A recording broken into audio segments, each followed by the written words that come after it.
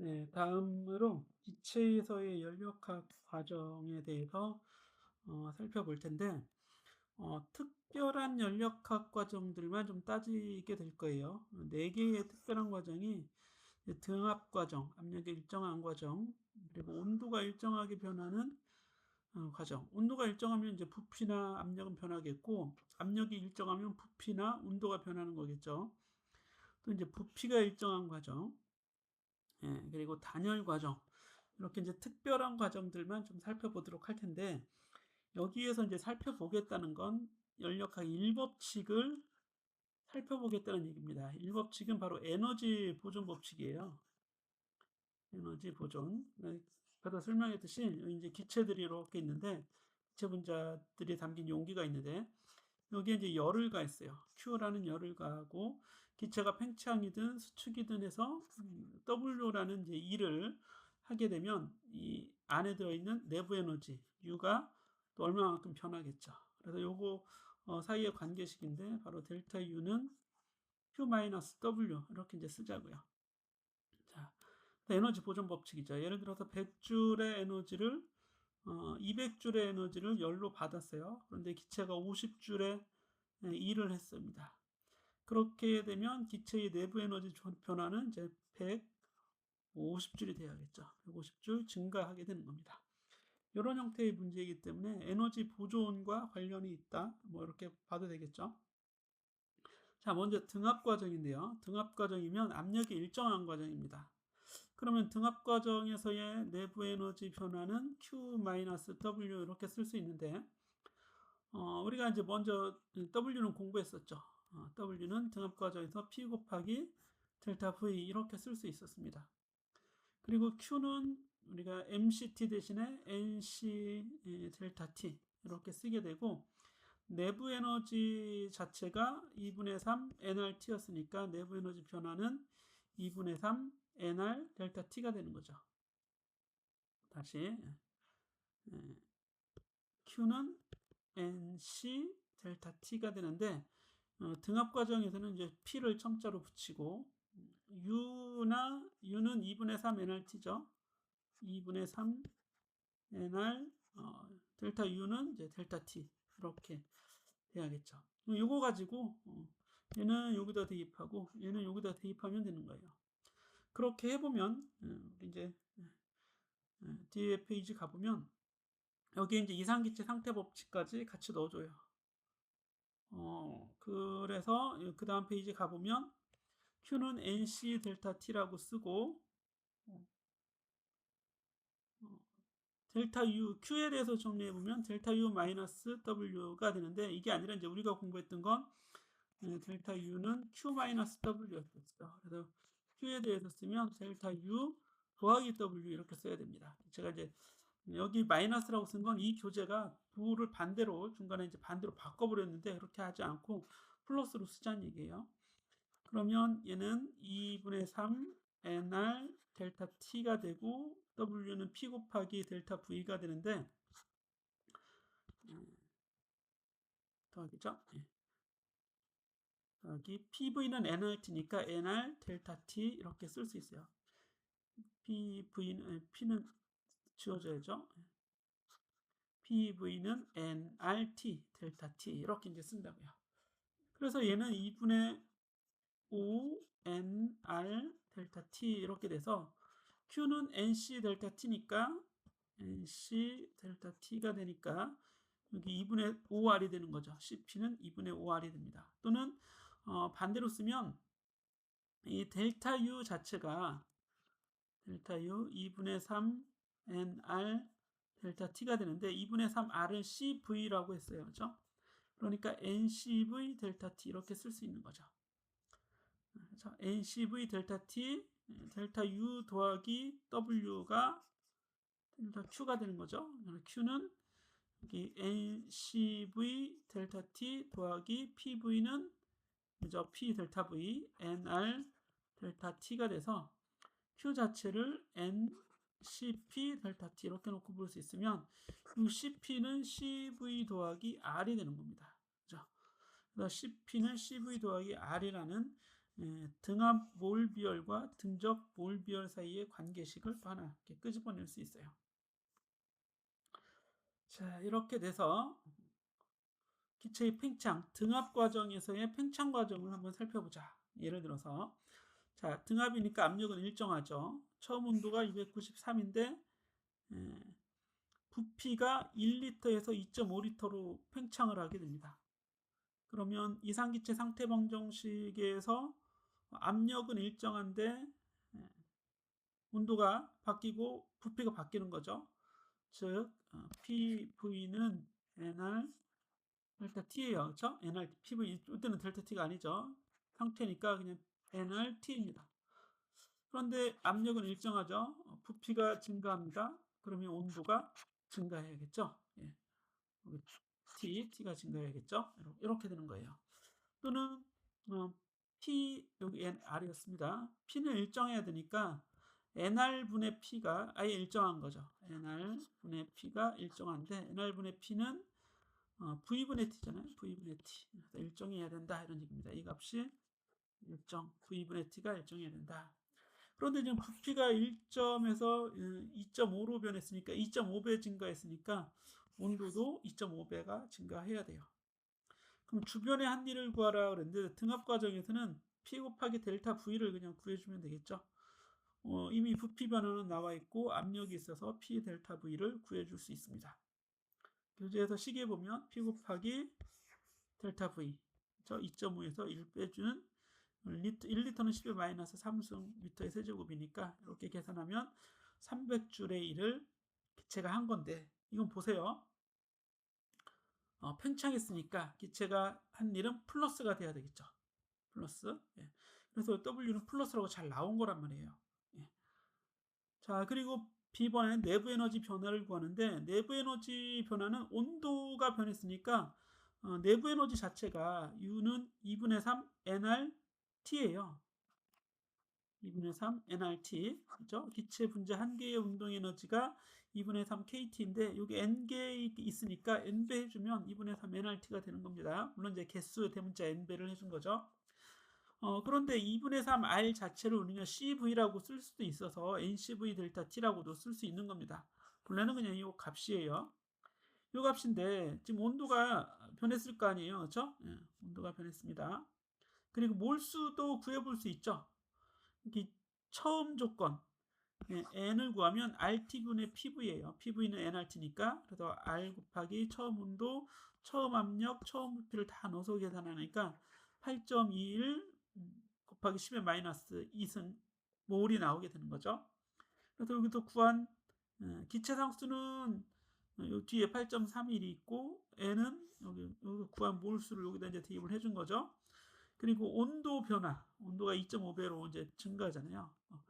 이제 나중 온도는 여기서 이렇게 구해준 거예요. 예, 우리가 했던 것처럼. 그랬더니 내부 에너지가 이렇게 증가하게 됩니다. 연력학 제1법칙을 쓰라고 했는데 여기 이제 마이너스라고 이렇게 써줘야 된다고요. 그럼 Q는 전달된 에너지를 구하라. 열에 의해 전달된 에너지가 바로 Q입니다. 그럼 Q는 델타 U 더하기 W가 되는 거죠. 이렇게 이제 바꿔주자고요.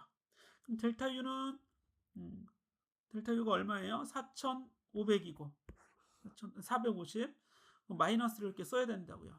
W는 300이고 팽창했으니까 300. 이 지금 교재대로 하면 이게 이상해져요. 왜냐하면 이거 잘 보세요. 앞에 W를 얼마라고 했어요? W 주변의 한 일 그래놓고 이건 주변의 기체가 한 일입니다. 사실. 그래서 300줄인데 여기 W는 기체가 한 일이 아니라 외부 환경이 한 일, 즉 기체가 한 일의 반대를 써요. 반대. 그럼 부호를 또 바꿔줘야 되는 불편함이 있기 때문에 그렇게 하지 말고 아예 애초부터 얘를 이렇게 써놓고 팽창하면 마이너스를 쓰자. 팽창하면 여기 부호가 W 자체의 부호가 마이너스라는 게 아니라 W 앞에 붙는 부호가 마이너스 이렇게 되는 겁니다. 연력학 제1법칙을 델타 U는 Q-W라고 쓰는 게 좀 더 편해요. 자, 등압에서 몰비열을 사용하여 Q를 구하라. 즉 2분의 등압 과정에서의 몰비열을 사용하라는 얘기죠. 2분의 5 NR 델타 T를 사용하면 그래도 사용해도 마찬가지죠. 결과적으로는 이렇게 구해볼 수 있습니다. 자, 이원자 기체는 CV가 2분의 5R임에 주의해서 이원자 기체에 대한 새로운 내부 에너지 변화를 구할 수 있는데, 이게 이제 단원자가 아니라 이원자인 경우가 있습니다. 이원자라면 이렇게 입자가 진동할 수 있어요. 진동할 수 있습니다. 그래서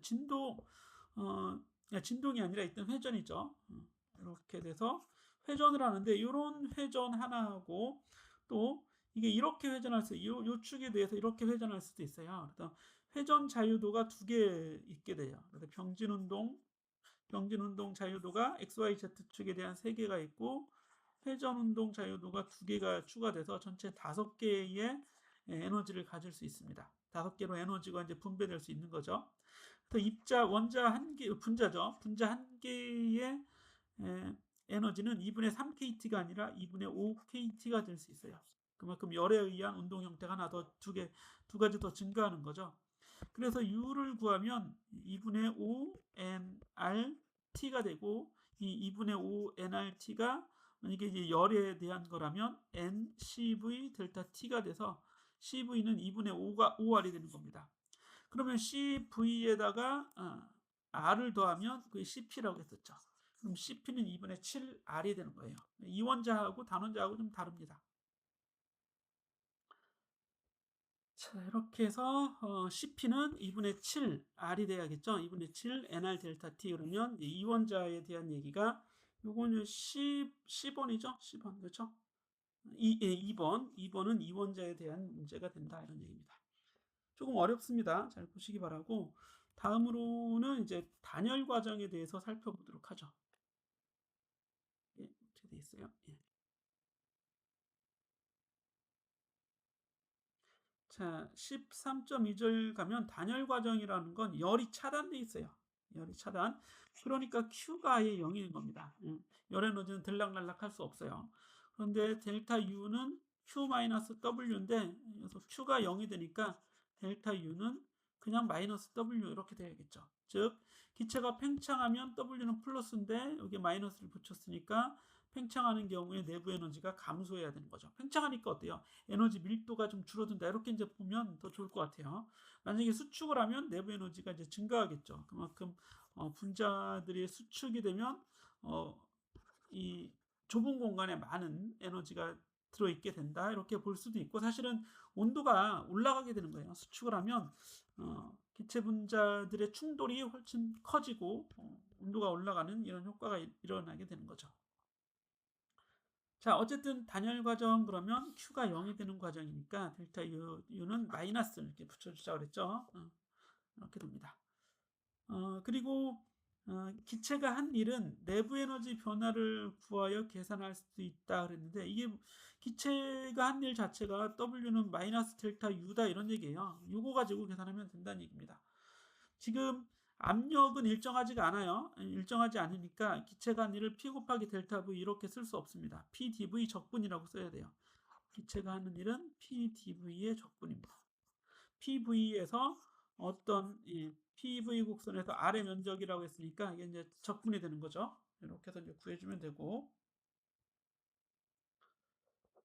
다음으로 이제 PV 감마 일정한 건 좀 제외하도록 하겠습니다. 여기 일단 1법칙을 사용해서 단열 팽창에서 한 일을 구하라 그랬는데, 1800rpm으로 회전하는 자동차 엔진에서 뜨거운 고압의 기체가 피스톤을 밀어내며 10ms 동안 팽창합니다.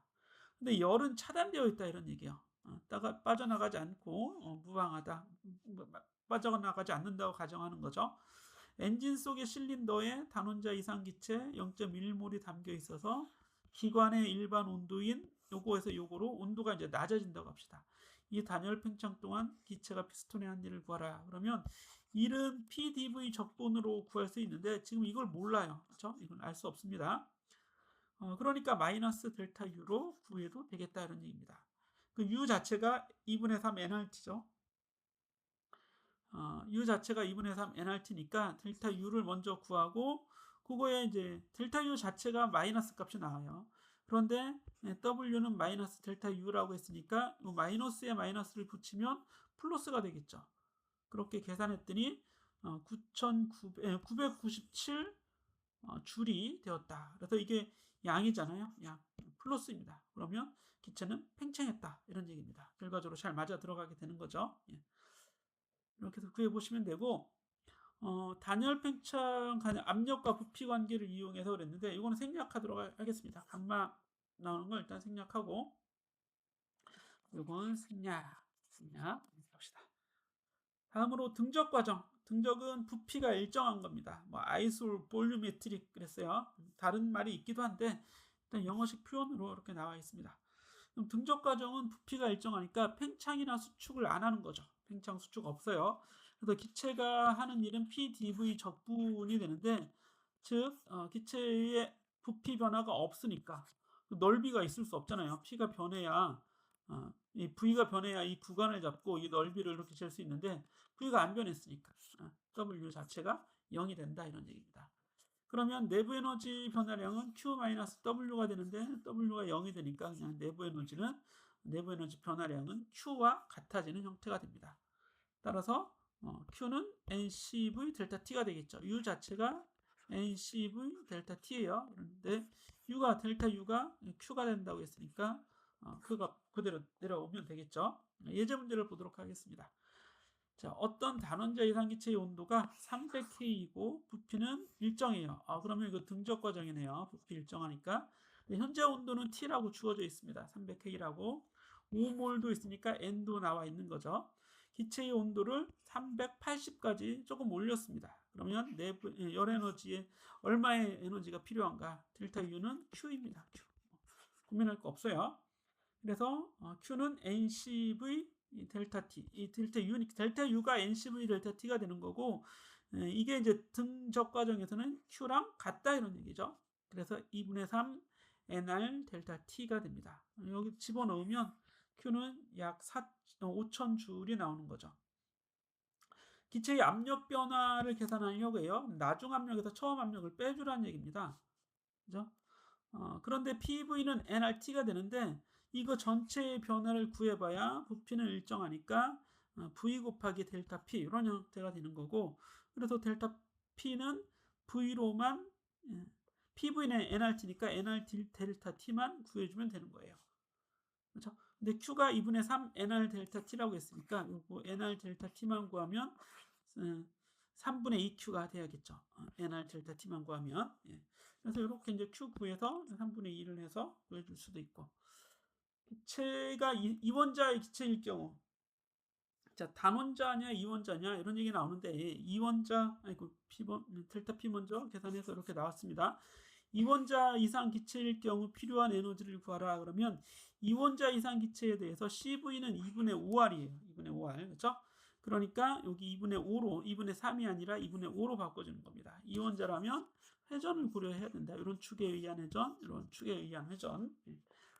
자, 압력의 변화를 계산하라. 똑같은 방법에 의해서 압력 계산, 변화 계산할 수 있습니다. 이렇게 하면 되고 마지막으로 이제 등온 과정인데 온도 일정이죠. 온도 일정, 아이소서멀 프로세스라고 합니다. 자, 델타 U는 Q-W예요. 항상 연력학 제1법칙을 기준으로 하는데 여기에 온도가 들어있잖아요. 온도 변화가 있어야지만 내부 에너지 변화가 있는 겁니다. 근데 온도 변화가 없다고 했으니까 이건 0이 되고 따라서 Q하고 W랑 같아지는 거죠. 교재는 부호가 반대로 되어 있다고 했는데 이렇게 Q는 W랑 같다 써주면 되겠어요. 자, 풍선의 등원 팽창 그랬는데 풍선 등원 팽창의 팽창 과정 중에 한 일을 구하라. 일은 PdV의 적분입니다. 자, PdV의 적분. 이게 등압 과정에서는 그냥 P 곱하기 델타 V 등압 과정에서만 이렇게 될 뿐이고 이렇게 구해줘야겠죠. 기체가 오물이 있는데 열에 의해 증가된 에너지가 존재하죠. 즉 열은 있어요. 근데 이 등원 과정에서는 그 Q가 그냥 W랑 같은 거죠. 팽창하는 풍선에서 기체가 한 일, 기체에 전달된 열에너지 Q, 기체의 한 일 W를 구하는데 W 자체는 PdV의 적분이에요. 그죠? PdV 적분. 그런데 P는 V분의 nRT가 되겠죠. PV가 nRT니까. 그래서 이걸 V분의 nRT로 놓고 dV 해주면 지금 이 등온 과정이잖아요. 그러니까 T는 일정하고 nRT 자체가 상수가 됩니다. 그래서 nRT가 앞으로 나오게 되고 V분의 1을 적분하는 겁니다. V분의 1을 적분하면 우리 이 ln이 로그가 나오잖아요. 로그. 그렇죠? 그래서 nRT 로그 아니 로그죠. 로그 ln 로그로 써도 되지만 ln으로 쓰겠습니다.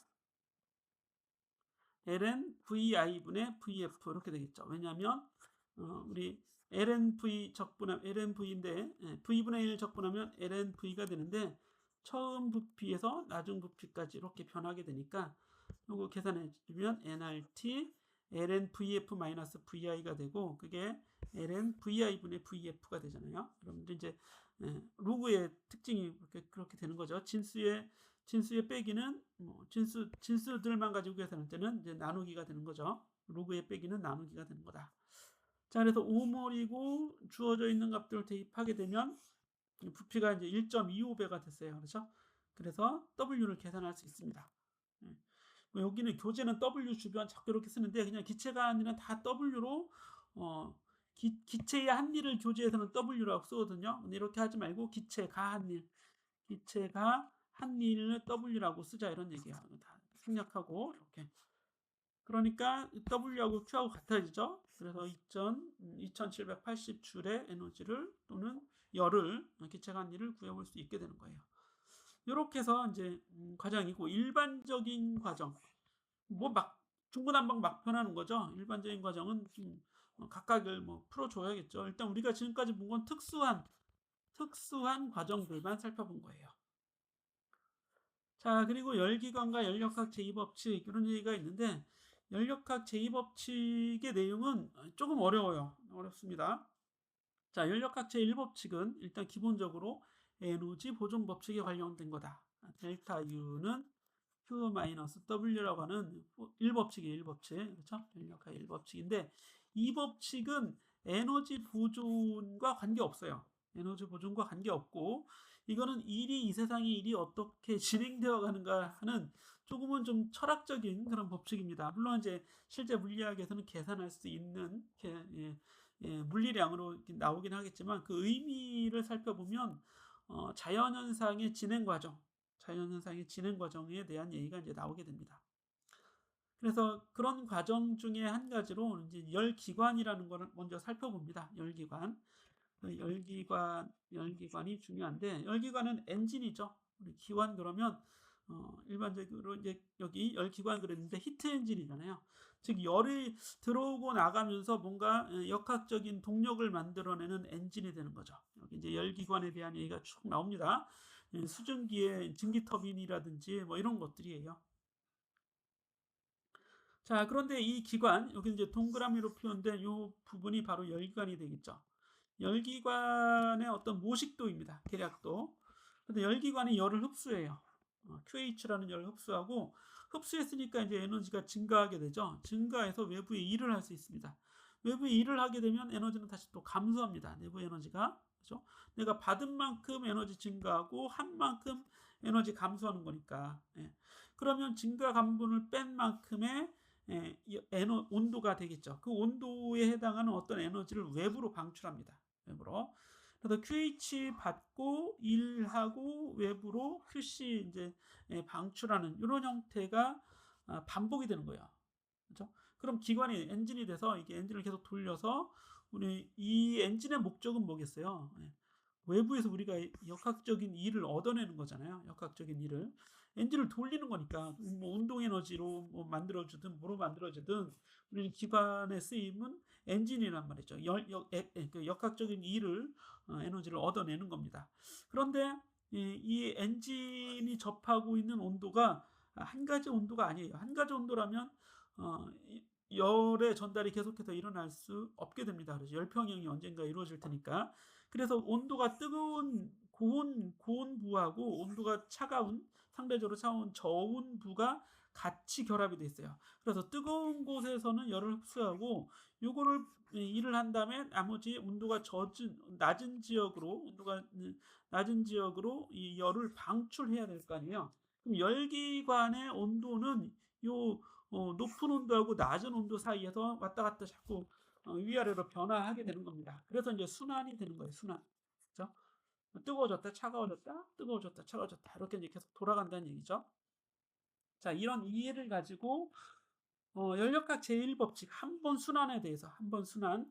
근데 이제 순환 과정이 되기 때문에 1순환에 관해서 다시 원래의 상태로 온도가 돌아오겠죠. 그게 이제 순환 자체의 정의가 되니까.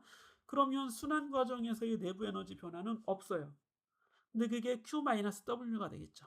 따라서 이건 등온 과정은 사실 아닌데 그 상태가 처음 상태하고 나중 상태가 같다는 거죠. 등온 과정 얘기가 아니에요. Q는 W가 되는 거죠. 그 하나의 과정 경로에서 Q는 즉 외부에서 들어온 만큼 일을 해서 나간다는 얘기입니다. 그죠?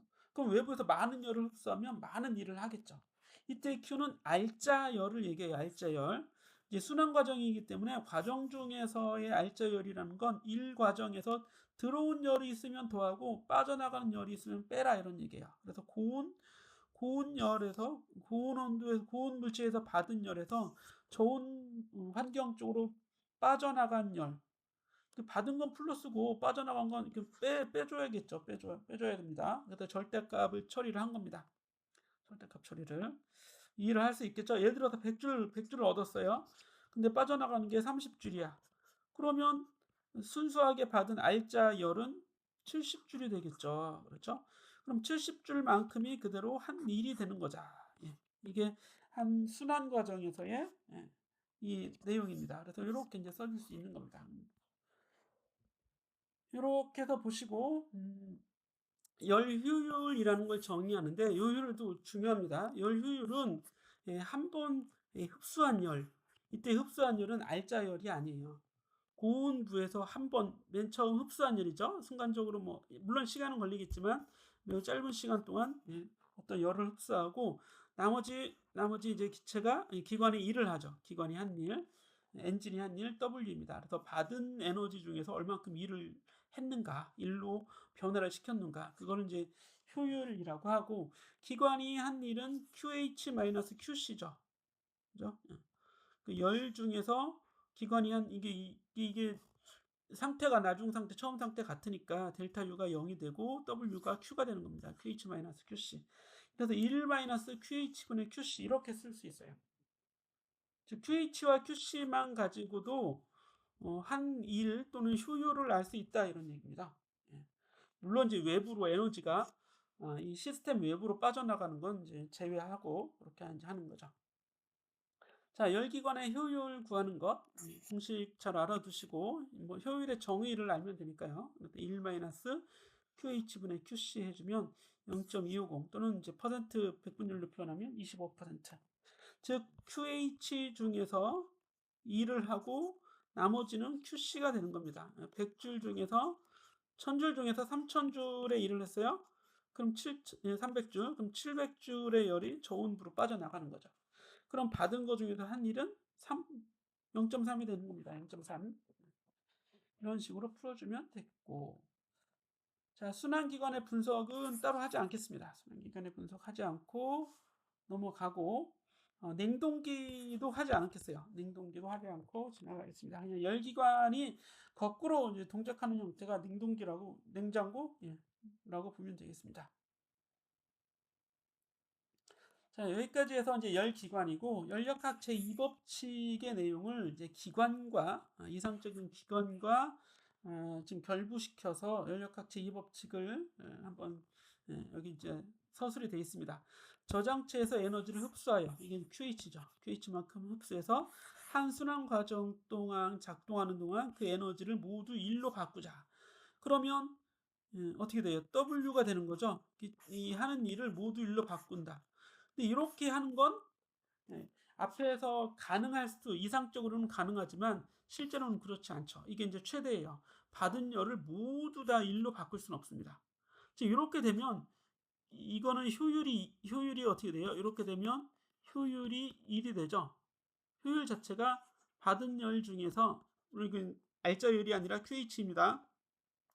저 고온부에서 받은 열이죠. 고온부에서 받은 열 중에 QC 이렇게 해줘야 되는데 이게 1이 됐다는 얘기는 QC가 0이라는 얘기입니다. 즉 W는 QH-QC에서 W는 QH가 되는 거죠. 그냥 QC 자체가 0이 되니까. 그러면 앞에 있는 이 열기관의 모식도에서 이 기관을 효율이 1인 기관이잖아요. 이건 어떻게 생겼냐면 고온부에서 열을 흡수합니다. 예, 그 흡수한 거 가지고 일을 해야 되고 일부는 저온부로 이제 방출해야겠죠. 그런데 방출하는 이게 없어요. 이게 없습니다. 이게 열 방출이 안 일어난다는 얘기지. 그래서 QH가 그냥 다 W가 되는 거예요. 이런 건 있을 수가 없어요. 왜냐하면 접하고 있는 온도 차에 의해서 이 기관 자체가 동작하는 거거든요. 근데 접하고 있는 기관이 없는데 이게 한 군데밖에 없으니까 언젠가 이 둘은 열평형이 일어나서 동작을 할 수가 없게 되는 겁니다. 온도차가 있어야 열이 전달될 텐데 이거 어떻게 온도차가 없어서 평형이 되면 열 전달 자체가 일어날 수 없는 모순이 생겨나게 되는 거죠. 그렇죠? 예. 그래서 이 온도가 뜨거운 곳과 온도가 차가운 곳을 같이 만나고 있어야 여기 받은 열 중에서 이제 온도가 올라가겠죠. 온도가 올라가면 열을 받으면 온도가 올라가고 저온과의 온도차가 이제 커지게 되니까 열을 방출하게 되는 겁니다. 이런 일이 당연한 거란 말이죠. 그런데 이게 여기 되면 있을 수 없다. 예. 그래서 그런 기관은 없는 거죠. 효율이 1이 되는 기관은 없다. 예.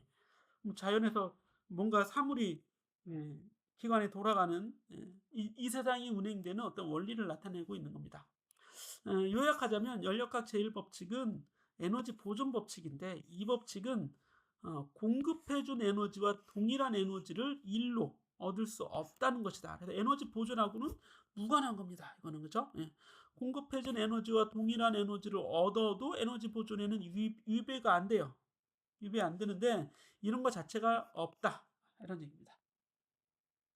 자, 이걸 이제 다른 말로 표현하면 두 개가 열로 접촉되어 있을 때 온도가 높은 개에서 온도가 낮은 개로 자발적으로 알자 열 에너지 이동이 일어난다. 그렇죠. 온도가 높고 온도가 낮고 온도가 더 낮고 이렇게 돼 있으면 이렇게 열이 이동하는 거죠. 자발적으로. 그래서 이 기관에 하는 일은 요 열 차이를 이용해서 밖으로 역학적인 일을 해주면 기관이 되는 겁니다. 열기관으로 그러니까 이제 사용할 수 있는 거죠. 이 반대가 불가능한 거죠. 온도가 낮은 계에서 온도가 높은 계로, 낮은 계에서 온도가 높은 계로 자발적으로 열 에너지 이동은 일어나지 않는다. 요거하고 또 관련이 되어 있습니다. 네, 다음으로 이제 가역 과정과 비가역 과정에 대한 얘기가 나오는데 가역이라고 하는 건 어떤 일이 이렇게 진행이 됐어요. 가역은 거꾸로도 충분히 아무런 거리낌 없이 거꾸로도 그 과정이 자연스럽게 일어나는 걸 가역 과정이라고 합니다. 가는 것도 되고 오는 것도 되고 이렇게 변하는 것도 되고 반대로 변하는 것도 가능하다 이런 얘기죠. 그런데 우리가 살고 있는 세상은 사실 가역적인 과정은 아닙니다. 우리가 늙어가는 방향이 있는데 이게 다시 젊어질 수 있어요? 물론 의학적으로는 젊어질 수 있지만 저절로 젊어지는 건 일어나지 않죠. 예. 사과를 그냥 두면 이게 썩죠. 음식물을 그냥 두면 썩어요. 이게 자연적인 과정이에요. 썩었던 음식물이 다시 원래 상태로 자발적으로 돌아오지는 않게 되는 겁니다.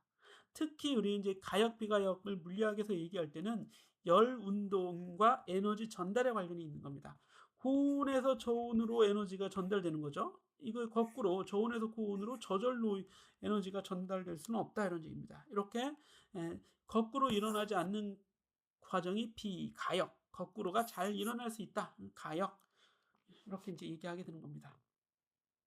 자, 왜 이런 얘기가 나오냐면 카르노 기관이라는 게 있습니다. 카르노 기관은 자, 열로부터 역학적인 일을 얻어내는 과정이 그런 기계를 이제 기관이라고 하는데 프랑스 공학자의 카르노 이 사람이 그럼 어떤 기관이 가장 높은 효율로 에너지를 일을 할 수 있을까 이런 상상을 하게 됩니다. 그래서 이제 상상 속에서 만든 엔진이에요, 엔진. 그 엔진의 동작 순환 과정을 카르노 순환 과정이라고 합니다. 그럼 카르노의 정리라고 하는 이 좋은 열기관, 가장 효율이 좋은 열기관은 어떻게 만드는 것인지, 이게 이제 카르노의 정리가 되어 있습니다. 두 에너지 저장체 사이에서 동작하는 어떤 열기관도, 즉 여기 두 에너지 저장체라는 건 하나는 고온이고 하나는 저온의 환경을 얘기하는 겁니다. 고온과 저온의 환경 요 사이에서 동작하는 기관이 있잖아요. 그럼 이 기관도 동일한 에너지 저장체 사이에서 작동하는 카르노 기관보다 열 효율이 더 높을 수는 없다. 이런 얘기입니다. 이 똑같은 이 THTC를 가진 이게 그래서 동일한이라는 얘기는 이 동일한을 얘기하는 겁니다. 이 두 에너지 저장체 사이에서 카르노 기관이라는 걸 만들어 봤는데 이 카르노 기관의 효율이 가장 높다는 얘기예요. 그럼 어떤 이 기관이 카르노 기관이냐? 이제 그 자세한 건 이렇게 나옵니다. 그래서 카르노 순환 과정은 두 단계의 단열 과정과 두 단계의 등원 과정으로 이루어져 있는데 모두 가역 과정입니다. 즉 가역 과정이라는 건 사실 이거는 이상기관이에요. 이상기관. 실제로는 가역 과정이 있을 수 없어요. 이상기관입니다. 근데 이상적인 기관이기 때문에 실제로 구현할 수는 없지만 구현할 수 있는 기관을 만들 때 가장 최고의 기관. 그래서 조금 더 이제 이상적인 기관. 그러니까 이상적인 기관도 효율이 1이 아니에요. 1이 아닌데 우리가는 그럼 이상적이지 않은 실제 기관의 효율을 높이려고 할 거 아니에요. 그럼 높이려고 해도 어디까지 갈 수 있냐? 최대한 높여도 카르노 기관보다는 낫다 이런 얘기입니다. 그럼 카르노 기관은 어떤 기관인지를 여기 두 개의 단열, 두 개의 등원 과정으로 설명하고 있는데 모두 가역 과정입니다. 이제 이걸 그림으로 표현하면 이렇게 표현할 수가 있어요. 그림으로 표현하면. 그래서 여기 이제 PV 도표상에서 보면 이게 이제 훨씬 쉽죠. 처음 상태를 A 상태로 가면 일단 등원 과정으로 이렇게 이제 부피가 팽창합니다. 그랬다가 단열 과정으로 다시 부피 팽창이 일어나요. 그래서 등원 한번 일어나고 단열 일어나면서 팽창 하는 거죠. 등원 팽창, 단열 팽창. 그러면서 거꾸로 등원에서 압축이 되고 등원 수축 또는 등원 압축이 되고 다시 단열 과정으로 압축되면서 원래 상태로 돌아오면 한번 순환을 하는 겁니다. 그래서 이거를 이제 오른쪽 엔진의 어떤 기체의 엔진 구조를 구조를 그려놓은 구조도 그림으로 한번 생각을 해보면 일단 뜨거운 물체에 접촉을 하면서 열을 흡수해요. 열을 흡수하니까 팽창하겠죠. 등온 팽창합니다. 등온 팽창이죠. 이때는 열을 흡수하면서 팽창을 하면 온도가 낮아지는데 열을 계속 흡수하니까 등온 팽창하게끔 하는 겁니다. 등온 팽창. 이게 가역 과정이에요. 모두 다 여기는 가역 과정입니다. 그래서 에너지를 일단 얻었죠. QH를 받아옵니다. 그런 다음에 단열을 해요. 열을 끊고 계속 기체는 팽창합니다. 팽창이 계속 유지된다고 이렇게 생각을 하면 돼요. 그래서 이때는 이제 단열 팽창이 되는 거죠. 단열 팽창합니다. 그러면 내부의 에너지가 감소하겠죠. 단열되면서 팽창하니까 온도는 떨어지게 되는 겁니다. 단열이 된데 열은 들어오지 않는데 계속 팽창하면 온도가 떨어지게 되겠죠. 그렇죠? 차가워지게 된다 이런 얘기입니다. 그러니까 이 과정과 유사하게 그 다음부터는 온도가 저온에 이게 접촉을 하게 됩니다. 그래서 여기 이제 파란색이라고 써놓은 겁니다. 저온에 접촉하면 이제 온도가 떨어지겠죠. 그러면서 열이 밖으로 나가게 되는 거예요. 그리고 다시 단열되면서 계속 수축이 일어나면서 온도는 이때 이제 증가하게 되겠죠. 그렇죠? 그래서 온도는 증가, 감소. 여기 온도 변화가 없죠. 잠시만요. 여기는 등온이니까 등온에서는 온도 변화가 없습니다. 여기도 등온이기 때문에 등온에서는 온도 변화가 없네요. 이거 주의하겠습니다. 제가 앞에서 잘못 설명을 했죠.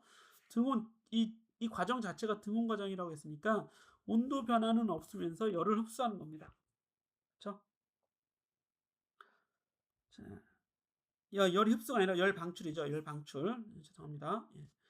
그래서 이런 과정, 요게 좀 나을 수 있겠네요. 이 이야기가 이런 과정을 거치면 되는데 사실 카르노 기관에서 우리가 효율을 구할 때 이렇게 구하죠. 효율 자체는 1-QH분의 QC예요. 그런데 이 QH분의 QC의 비율이 온도의 비율하고 같습니다. TH분의 TC. 이렇게 되는 건 이게 이제 가역 기관이기 때문에 카르노 기관은 가역 기관이기 때문에 일어날 수 있는 일입니다. 열에 대한 비율을 온도에 기관이 접촉하고 있는 고온부와 저온부의 온도로 나타낼 수 있다. 그 얘기는 기관의 온도가 사실은 이 범위 내에서 동작한다 이런 얘기입니다. 이렇게 쓸 수 있는 게 카르노 기관이죠. 예를 들어서 이상적인 카르노 기관에서 온도가 이제 500도에서 작동하는 보일러가 있는데 증기관이 직관이 있습니다. 이 보일러의 에너지로 인해서 물이 수증기로 바뀌고 이제 물을 끓인 거죠. 피스톤을 밀어냅니다. 물이 끓으면서 팽창해서 피스톤을 밀어내고 일을 하는 거죠. 이때 배기기체의 온도, 즉 이게 저온부와 접촉한 곳에서는 열이 이제 빠져나가게 될 텐데 외부 공기의 온도가 이제 300도예요. 그럼 높은 곳은 고온이 500도고 저온이 300도입니다. 그러면 효율을 구할 수 있겠죠. 효율은 1 500분의 300, 절대 온도를 항상 넣어줘야 됩니다. 그래서 0.4라는 효율이 구해지고 이 온도의 비율이 곧 Q의 비율이 되겠죠. 그래서 QC, QH 이런 것들도 다 구해줄 수 있고 또 Q-QC, QH-QC가 W가 되니까 기관이 일순환당 하는 일도 구해줄 수 있는 겁니다. 이거 좀 잘 알아두시기 바랍니다.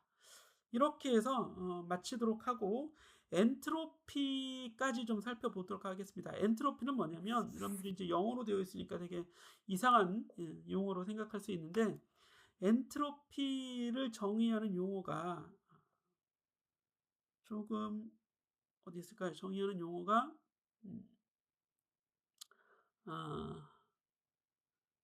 어떻게 돼? 교재에 좀 잘 있어야 되는데 교재에 엔트로피라는 용어가 그냥 S라고 부르는 상태가 있다고 T하고 엔트로피 변화량을 정의해야 하거든요. T분의 Q 그랬는데 엔트로피 자체를 우리가 어떤 개념적으로 좀 이해하자면 무질서도라고 합니다. 무질서도. 질서가 잡혀 있지 않은 정도. 즉 우리가 순수한 뭐 자연 상태 그러면 엔트로피가 아주 큰 거예요. 무질서가 크니까.